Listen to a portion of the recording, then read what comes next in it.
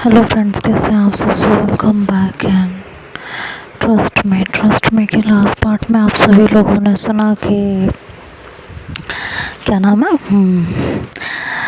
Jordan Sanju को धक्का देती है और कहती है मुझे नहीं सुननी यार तुम्हारी कोई बात, हटो यहाँ से। संजू कहती है यार प्लीज़ जॉर्डन यार मेरी बात तो सुनो, बात नहीं सुनोगे तो मैं कुछ समझाऊँ कि मैंने कहा ना मुझे तुम्हारी कोई बात नहीं सुननी। जो कुछ हुआ सिर्फ तुम्हारी वजह से हुआ, जब से तुम मेरी ज़िंदगी में आई हो तब से मेरी ज़िंदगी तुमने नरक बना के छोड़ दिया है यार। तो और संजू को कोई रास्ता नहीं दिखता तो वो बस उसका हाथ पकड़ के ज़ोर से अपनी तरफ खींचती है और अपने होठ उसके होठों पे रख देती है। ये होते ही जॉर्डन की आंखें खुली की खुली रह जाती हैं और संजू से दीवानों की तरह बस उसके होठों का स्वाद चखी जा रही होती है।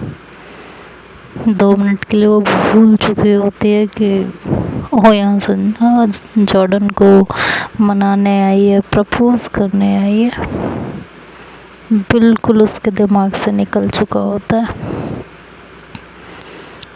इस बात से जॉर्डन हैरान परेशान उसे एक बार फिर से धक्का देती है ज़ोर से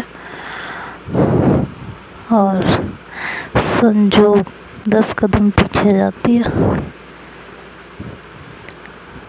होठों की पकड़ मजबूत होने की वजह से जॉर्डन के होठों में लग भी जाती है, जिससे जॉर्डन इरिटेट होती है और कहती है what are you doing. Sanju कहती है लिसन सॉरी क्या सॉरी तुम हमेशा यही करती हो, क्या है तुम मुझसे प्यार करने का दावा करती हो और इस तरह की हरकतें करती हो। संजू जॉर्डन का हाथ जोर से पकड़ती है और कहती है मैं तुमसे प्यार ही करती हूँ और इसीलिए तुम्हारे साथ ही करती हूँ, किसी और के साथ नहीं करती। समझ में आया तुम्हें?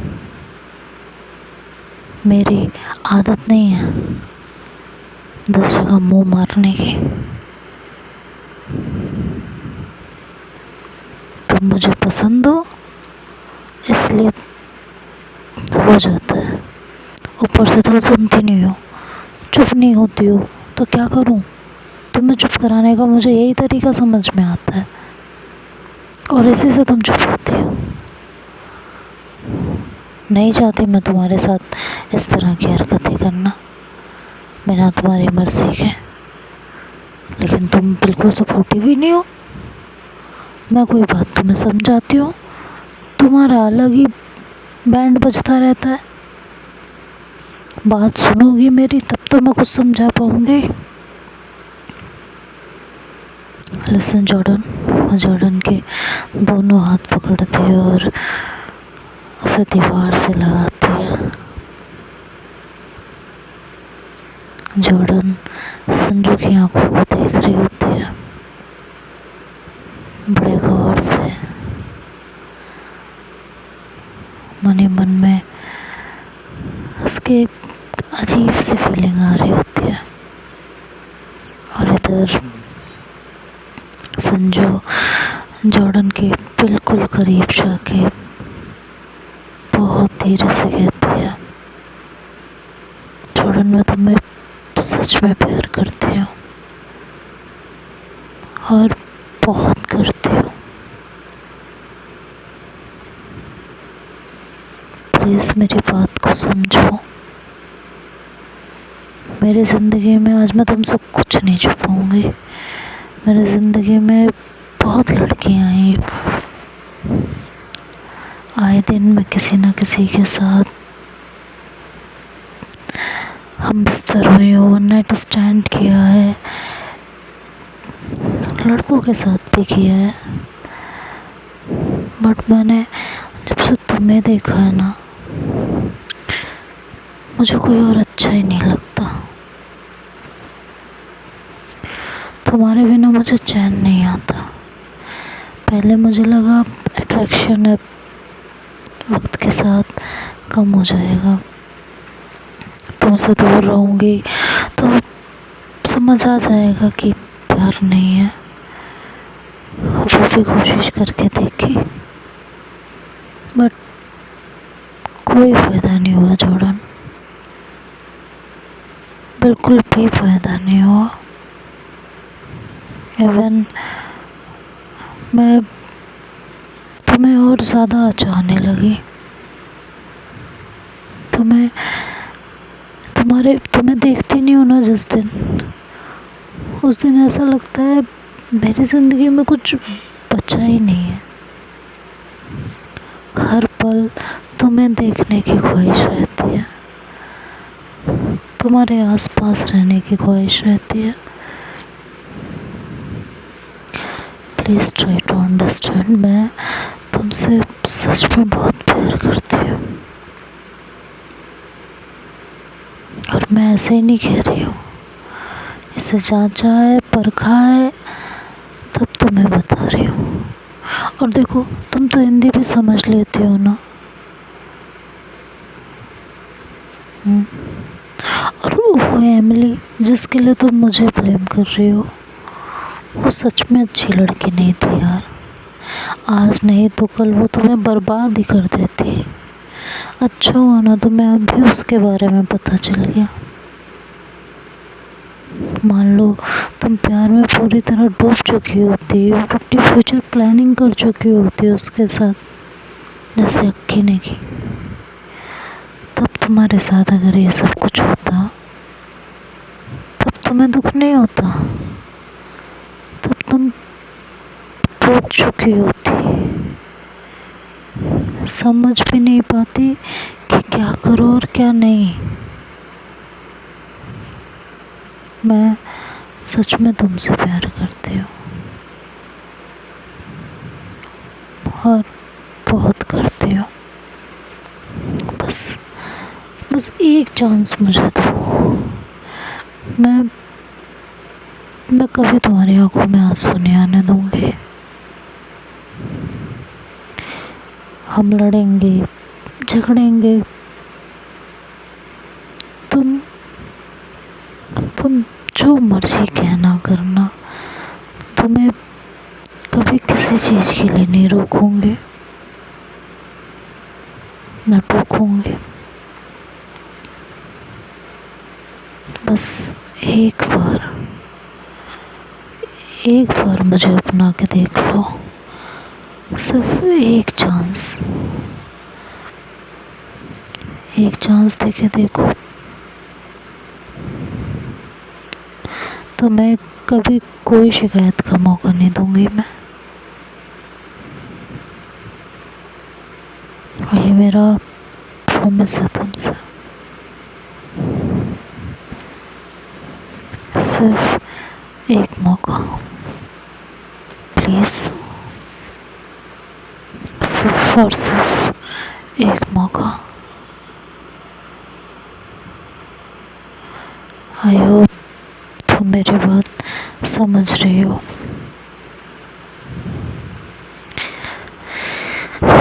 कल तुम यहाँ से जाओगी और मैं चाहती हूँ तुम मेरे साथ हाथों में हाथ डाल के जाओ, मेरा प्यार एक्सेप्ट करके जाओ।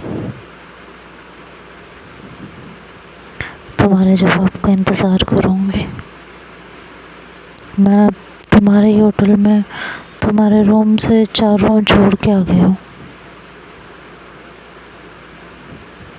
तुम्हारे जवाब के इंतज़ार में रहूँगी।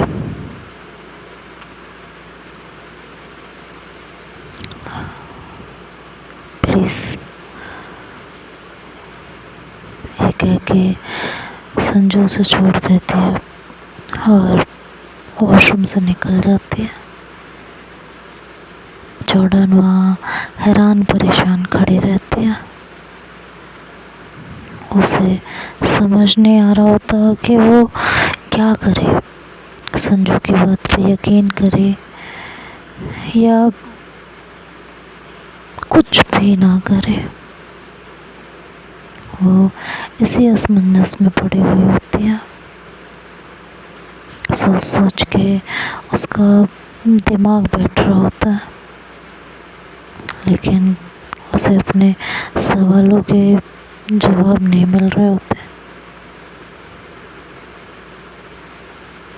अंत में थक हार के वो वहाँ से निकल जाती है बाहर। उसकी दोस्त कहती है बहुत टाइम लगा दिया, मैं बस अभी उठ ही रही थी तुम्हें ढूंढने के लिए, कहाँ चली गई थी तुम। जॉर्डन कोई जवाब नहीं देती और कहती है कि चलो यहाँ से, उसे लेके वहाँ से चली जाती है। इधर अक्की कॉलेज पहुँच चुकी होती है और तान्या भी थोड़ी देर में आती है और अक्की को देख के हाय करती है और अक्की भी उसे हाय बोल के आगे निकल जाती है। तान्या को बहुत अजीब लगता है, फिर वो ज़्यादा कुछ कहती नहीं।